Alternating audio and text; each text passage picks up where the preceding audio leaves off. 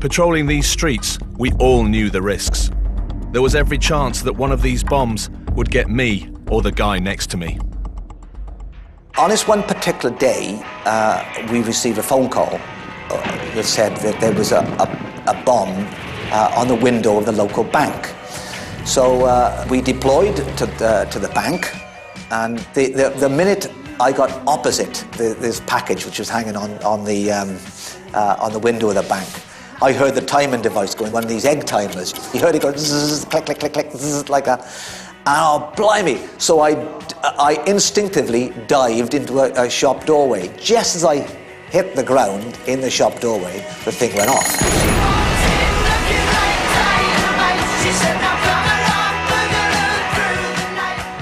A number of us, 4 of us actually, had to run past a potential car bomb that we'd had a warning about. As I ran past it, it went bang. And I was launched across the road while I was flying through the air. I was thinking to myself, well, this is a real waste. I'm 21. There's a lot more of my life I want to lead yet. There's a lot more I want to do. And now it's finished. I just remember being thrown into the air like a rag doll and landing on my back, not knowing what had happened. I tried to stand up and my leg just buckled under me, my left leg. They got me inside, laid me on my stomach, and I asked them, can I see it? And they said, no, you don't want to see it, it's only a scratch. But there was a hole about the size of a cricket ball, just above the back of my leg at the top, all the way through to the bone. I suddenly realised that there didn't appear to be anything wrong with me. And people were rather surprised to see me as I ran around the corner. I was perfectly all right, except my ears were ringing, you know. However, the Lance Corporal who I'd been with thought I'd been killed and got on his radio, oh, the colour sergeant's been killed, the colour sergeant's been killed, you see. So I stood up, no, I'm perfectly all right. Oh, anyway, this poor chap, whether it was sort of relief or whatever, I don't know, but he was the only casualty of the day because he went into shock after that. We had to take him back to the police station. It was certainly a near miss. Since Bloody Sunday, the IRA had stepped up their activities with a bombing campaign on the British mainland. Now it wasn't only in Northern Ireland that the soldiers were under threat. There were attacks on the Tower of London and pubs in Guildford and Birmingham. And 12 people died on the 4th of February when a bomb exploded on a coach on the M62. The coach was transporting soldiers to Catterick Camp in Yorkshire after weekend leave. When I got on the bus, I was probably sat about the second row down from the back of the coach. I had a friend that was on the coach, Stephen Worley, who was sat probably midway from the front. During the journey, Stephen wanted to swap places with me, as he wanted to talk to another chap that he knew. So I swapped places with Stephen. We'd just passed the Bradford turning, and I remember Barry Manilow's Mandy being on the radio at the time. There was a sort of a whoosh noise. It wasn't like an explosion, it was like a whoosh. The coach swerved. At this time I didn't know what had happened, and the driver had actually got the coach onto the hard shoulder. And when I looked back, the seat behind me was actually hanging down, and the rest of the coach had disappeared. Philip's friend, 18-year-old Stephen Worley, was killed, along with 11 others, including 2 young children. It was apparent that it wasn't a fault with the coach. We knew that a bomb had been planted, and we knew who'd planted it, that it was the IRA. It was about a year later that I did my first tour of Northern Ireland. I went over there with hatred. I hated the Irish with a passion. I would have killed them. Every time I met one, I was in a fight with them. It was luckily over the years I've basically grown up and realised that not all Irish are the same. By the mid-70s, the IRA were detonating thousands of bombs a year. It was like the Blitz. the British Army fought back with a highly skilled team of bomb disposal officers. They were the most decorated squadron in the British Army and had the respect of all of us. I don't know what qualities it takes to make a good bomb disposal officer. I certainly wasn't convinced I had them when I went into the job. I think the first thing you've got to be able to do is to walk up to explosives, and that rules quite a few people out. And we all had to sit with a psychiatrist, sit his papers, do all the tests to find that we didn't, death wish is the wrong word, that we were predictable in our response to pressure. You have to be able to imagine what you might find. So you've got to have a sensible imagination, but too much imagination probably isn't that good for you. You do need a steady hand, and I think more importantly, you need a steady mind. The unit's call sign was Felix, named after the cartoon character. But not just because a cat has 9 lives, but also because of Felix's ability to survive all sorts of mayhem. Something that was grimly appropriate for Northern Ireland. The unit was in the province from the early 70s right through to the 90s. They were often under attack from hostile crowds and travelled with a police and army escort. On approaches to jobs, so quite often we'd have young kids throwing bricks and bottles and paint bombs at the vehicles. There were booby traps, you were in hostile territory. If you had to go to a job in the Cregan, you knew that you were going to get bottled and stoned on the way in there.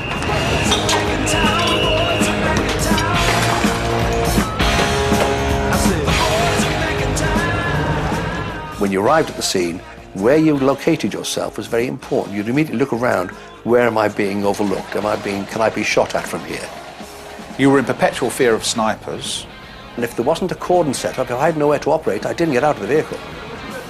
We were normally inside the cordon with, very often, big crowds, and sometimes they would be cheerful, sometimes not. I certainly remember Saturday afternoon I did a controlled explosion, and the song of the day at that time was Nice One Cyril, something to do with football, and the whole crowd was singing Nice One Cyril.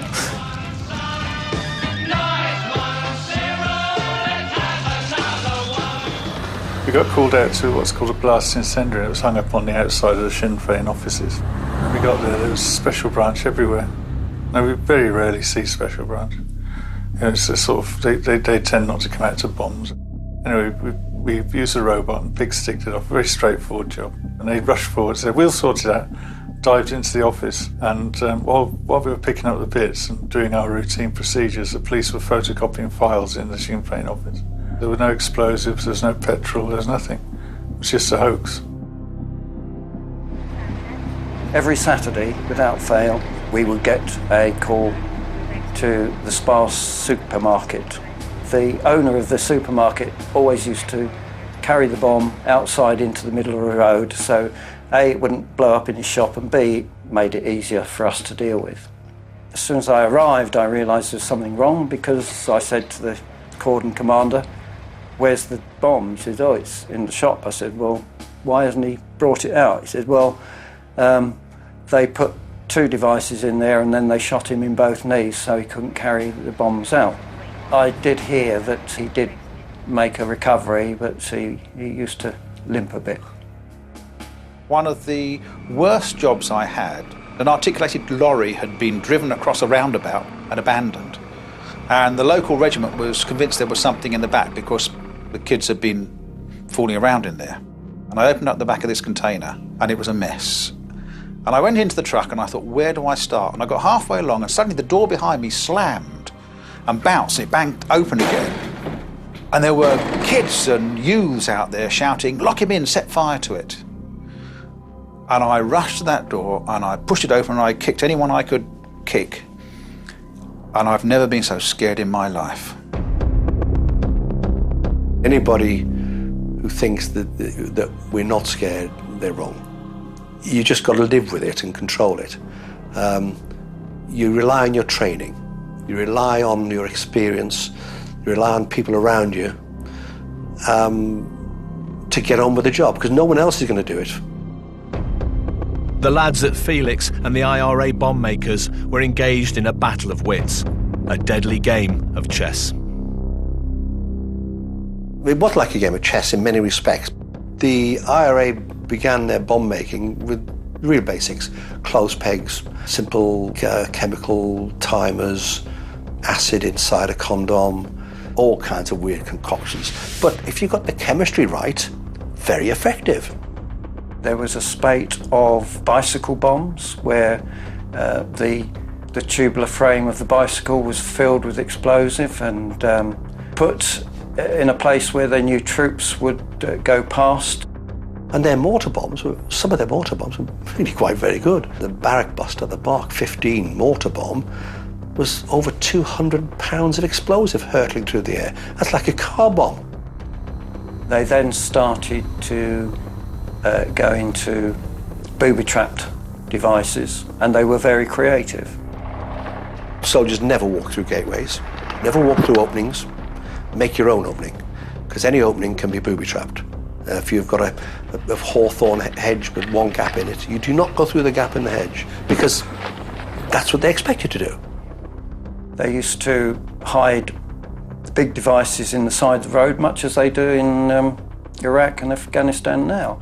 They used to use maybe 2, 3, 4 milk churns filled with explosive, buried in a ditch beside the road. In January 1977, 28-year-old bomb disposal officer Martin Walsh was killed while trying to defuse one of these milk churn bombs. Martin had pulled the milk churn out, knocked the lid off, sat on it, reached inside, said, "I can see a lot of wires, I can't make heads or tails of it." And as he pulled the wires, it was just a huge bang and debris everywhere. When a bomb detonates, the amount of energy released is phenomenal.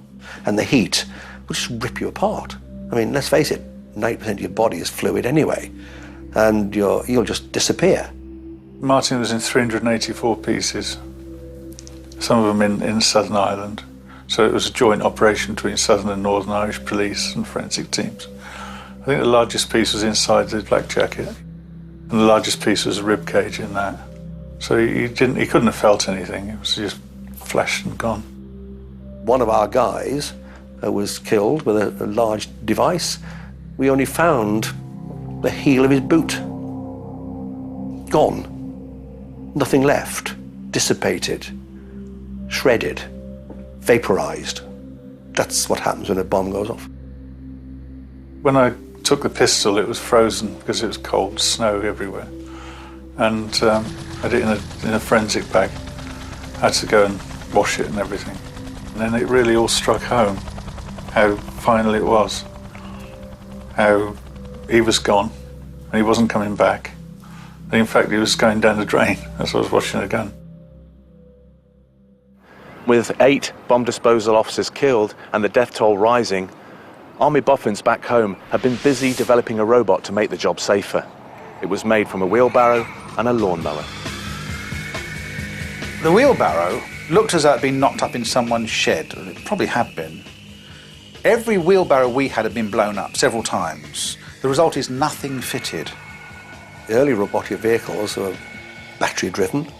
They went necessarily potted circuits, so if rain got into your robot, it went haywire. Absolutely haywire. You just couldn't control it.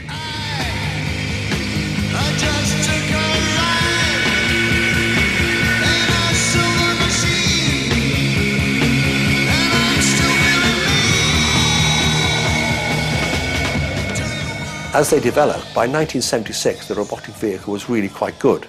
It's a lifesaver. They were essential if you wanted to deal with a lot of cars. You know, there was a need to avoid walking up to cars. So the wheelbarrow provided us with a mechanism for that.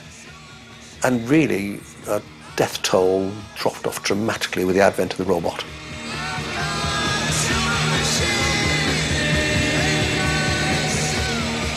But despite the robot, there were still times when a bomb disposal officer had to get up close and personal with a bomb. I was kneeling next to the bomb, hadn't done anything, or to the best of my knowledge I hadn't done anything. And then